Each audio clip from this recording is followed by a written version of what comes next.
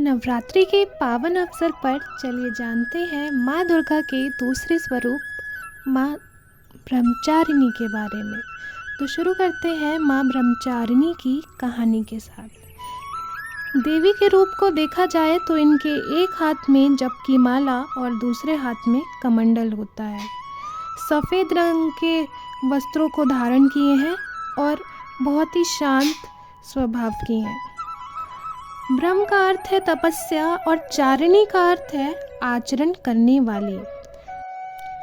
माँ ब्रह्मचारिणी की उपासना करने से तप, त्याग, वैराग्य, सदाचार और संयम की वृद्धि होती है। माँ ब्रह्मचारिणी ने अपने पूर्व जन्म में पूरे जीवन घोर तपस्या की। इनकी घोर तपस्या के कारण इनको ब्रह्मचारिणी के नाम से जाना गया। इसलिए ब्रह्मचारिणी को तपस्या, ज्ञान और वैराग्य की देवी माना जाता है।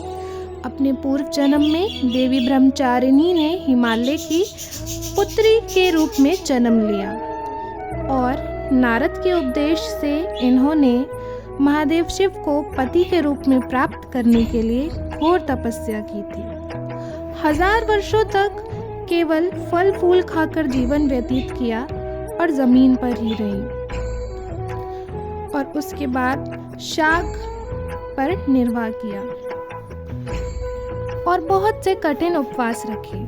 खुले आकाश के नीचे वर्षा और धूप के घोर कष्ट भी सहे। 3000 वर्ष तक टूटे बेलपत्रों को खाया और भगवान शंकर की उपासना की। इसके बाद उन्होंने सूखे बेलपत्रों को खाना भी छोड़ दिया और कई हजारों वर्षों तक निर्जल और निराहार रहकर तपस्या की। इन तपस्या के कारण माता का शरीर बहुत अधिक कमजोर हो गया था।